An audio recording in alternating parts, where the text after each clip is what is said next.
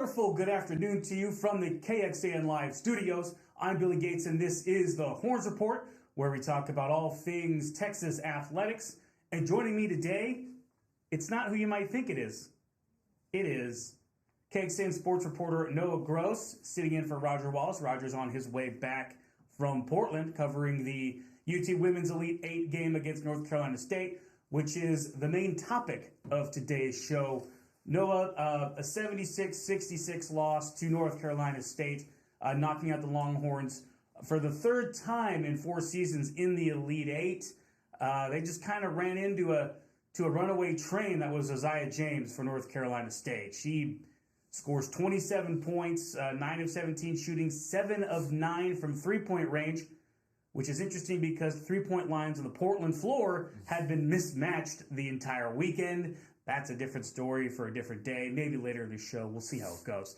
But no, just kind of your general thoughts on the game, just watching that kind of unfold. What did you see? As Vic Schaefer said post game, he's like, Texas hasn't played that way pretty much all season. Roger said in his post game report from Portland when he was there, that was the biggest deficit. I think it was 14 in the first half Texas has faced all season, and their losses this season. You think about Baylor at home, both Oklahoma games, and then for Kansas State on the road as well. All games very close down to the wire, and while Texas was kind of getting there, as we talked about yesterday watching it, Billy, they're not necessarily a team that's built to come from behind. They have a system that Vic Schaefer's built, and it's worked to perfection throughout the season. Their best player goes down in Rory Harmon. They still are a 1 seed miraculously. Obviously, that's the storyline everyone had been talking about. And then even in the Sweet 16 game against a very good Gonzaga team that, had like 30 wins this season, Madison Booker was in foul trouble. It was not her best game, and they still win by well over double digits. So the system had been working, but when you got a player going, 7 of 9, I think she was 4 for her first 4 from distance, it's really hard to come back from that. Their half-court offense was really disjointed for a lot of that game. They were forcing things. And then, frankly, some players had off nights. And when you're missing Rory Harmon, you can't have players have off games. Shaylee Gonzalez, who's had, as she called it, the best 2 years of her life in Austin. Kind of a shame how it ends for her. 0 for 6 from the field. Madison Booker, who carried Texas to this point in that outstanding transition to the point guard role, as everyone said, probably true, looked like a freshman at times. Still, she always seems to lead the team in points. She had 17 in the game, but she wasn't her normal self in that one. So it stings, I'm sure, for the Longhorns, and we heard that from the team post game. Yeah, going over some numbers here. Madison Booker had 17 points, had to take 21 shots to do it. Yeah. You could just kind of tell her mid-range game, which has been so good and will continue to improve. I mean, she's going to be one of the best. I mean, she already is one of the best players in college basketball. She will continue to rise up those rankings here as her career continues. But, she finishes 8 of 21. Texas's formula: score points in the paint, rebound the basketball, rule the second chance points. That worked out for them against the Wolfpack. Texas outscores North Carolina State 44-24 in the paint. Their inside presence has always been so good. Taylor Jones, coming off of being in concussion protocol, didn't play in the Sweet 16 game against Gonzaga. She had a nice game off the bench, 11 points in 10 minutes, 5 for 5 from the foul line. Yeah. Nice game for her. 18-4 in second chance points in favor of Texas. And they ruled the boards. They had 44 rebounds to North Carolina State's 31. So that's been the formula for Texas the entire season, is rule the paint, and then, when you get behind and you haven't shot the ball from distance a lot, obviously Shaylee Gonzalez and Shea Holly have the ability to shoot the ball from deep. I can't forget Aaliyah Moore either after she made that 3 against Gonzaga. But when you have an offense that's really based on interior scoring, it is pretty tough to shoot your way back into a game. Yeah, a couple of things there. One, you mentioned Taylor Jones. I thought she played really well. We mentioned some of the players that might have struggled in this one.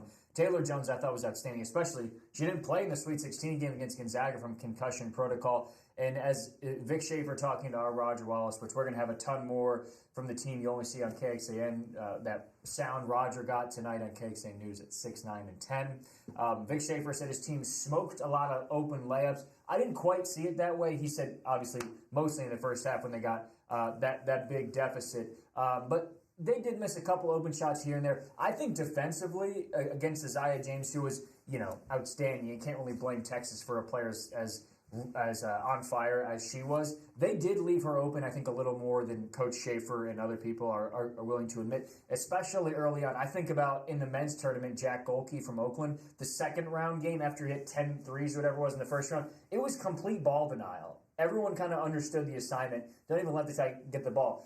NC State had more weapons than the Oakland men's basketball team obviously has, but if you see how well Isaiah James is playing, especially in the first half, shooting on the further three-point line, maybe a little more ball denial, and Texas has the defenders to do that. Great wing defenders like Shaylee Gonzalez and Shea Holly. So that was maybe a spot where they let that thing slip through their hands a little bit, but overall, kind of the balancing act after a game like that. Obviously, such disappointment. They wanted to go to Cleveland. We wanted to go to Cleveland to cover the but for Texas to get to where they did, obviously such a remarkable season and a positive one nevertheless. I was going to say, Noah Gross, local Clevelander in the house, wanted to go back home for a little bit. Yeah, was very excited. Had been texting friends and family, excited to see them. I believe that Texas was going to do it.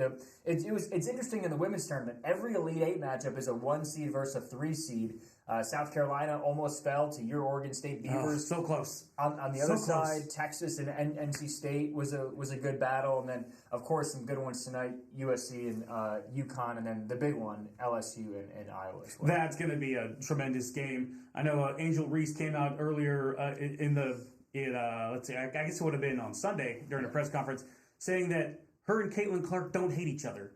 It's just competitiveness. It's fire. Yeah. So thank goodness she cleared that up. I would not have been able to sleep at night, not knowing that they did not like each other. Yeah. So obviously losing any playoff game is tough. I mean, it's going to sting for a while. However, Shaylee Gonzalez and Hattie Phi, they're the only two that were honored during senior night back in the last regular season game here at Texas. So there's a bunch of people that could potentially come back for the Longhorns. And we also have to add in the top-ranked recruiting class, according to ESPN.com, that's coming in for the Longhorns. They've got a couple kids playing in the McDonald's All-American game tomorrow, which we'll get to in a second. But Noah, I mean, there's a lot to like about the 2024-25 version of the Texas Longhorn team as Roy Harmon comes back, and then as everybody else, grows up another year. Yeah, I mean, you have to be realistic about it. Vic Schaefer said when we spoke to him earlier, I guess now it was a week ago, last Monday or Tuesday, before the team headed up to Portland, he said, I've been trying to get across to the team, these moments are fleeting. It seems like, Texas is this great program, and they're going to be there every year, which, I think I and a lot of other people, you as well, expect them to be there next year. But you just don't know. Injuries happen, upsets happen, things like that. So you have to take advantage. So, yes, Texas has a great outlook, but they really wanted to – they really thought they had a chance. They were a 1 seed. They were playing their best basketball of the season, it seemed like, yesterday. So that's why it stings so bad for them to lose the way they did. As far as moving forward, yeah, we just talked to two of the recruits who were watching, Lee and Carlton, I think both top 10, top 15, according to ESPN next year. Expect them to slide in. And, maybe freshmen aren't always going to impact the game the way veterans do. But I remember talking to Madison Booker last year on the McDonald's All-American Game Zoom and say, okay, maybe she can, help this team a little bit off the bench. Turns out she was their best player and leading that team to a couple points away from the Final Four in a 1 seed. So Vic Schaefer clearly knows what he's doing with his recruiting class and kind of getting players into the system that he has built here. So, yeah, I mean, Shea Holly, a veteran that is indeed coming back. I thought she was going to head out, but she played 40 minutes a day ago. We'll kind of see how her role evolves. She's such a good player. I mean, as Dick Vitale, Jay Billis, any of those ESPN personalities would would call somebody a glue player. Yes. That is exactly what Shea Holly is. Like, you're not, like, every once in a while she'll pop off offensively, give you 16, 18, 20 points, because she is a good offensive player. Yeah. But her strengths really rely in kind of like the nuances of basketball and sort of like those intangible kind of leadership roles on the floor where she's just invaluable. 6 of 10 yesterday for her. So you think about some of the returners.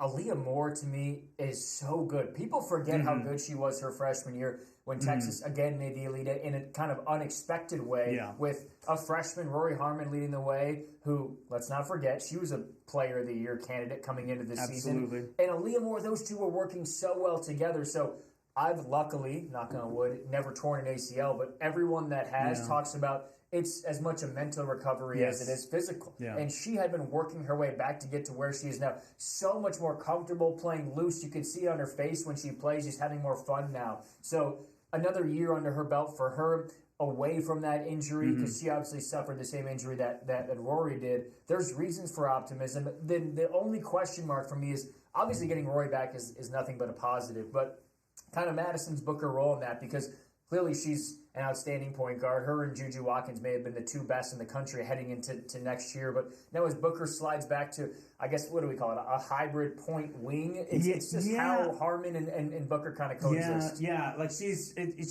plays. I mean, it's like a 2-3 sort of position, kind of a combo guard is when Harmon's on the floor, and obviously when Harmon needs a break, you can always count on Booker to kind of take over those point guard-ish roles during the game. But I think Booker slides to that wing position where she can sort of play a traditional shooting guard, but also kind of mix it up inside the 3-point arc, play a small forward type position. So, I mean, she's kind of almost positionless. I mean, really, she's not quite big enough to be like a 5, but I mean, she's almost kind of like that positionless type player. So we'll see how things work out. I mean, obviously, I think Aaliyah Moore said it best after the game yesterday to Roger, saying that while she wanted more out of this season, because she kind of seems like as long as she's been here, the season has always stopped at the Elite Eight.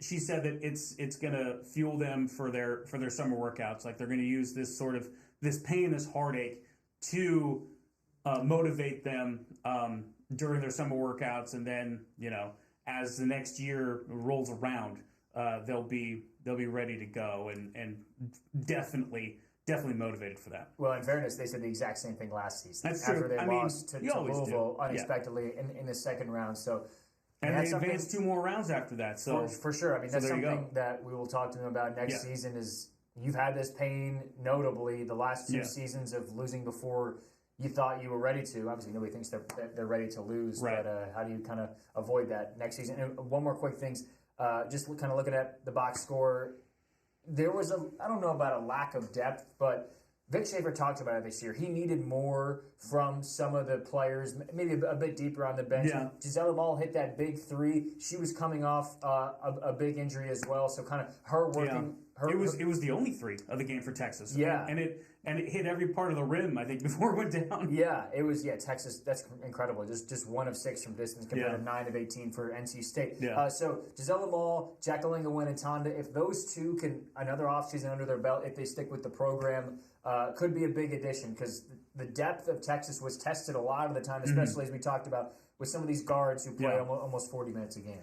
Yeah, and we're just gonna have to wait and see what happens next year, because like when Roger was talking with some of the players and talking with Schaefer after the game, he's like, the college offseason now is very unpredictable. For sure. Like, you can't really bank on any for sure things these days. Now, you mentioned 2 recruits for Texas being part of the McDonald's All-American game.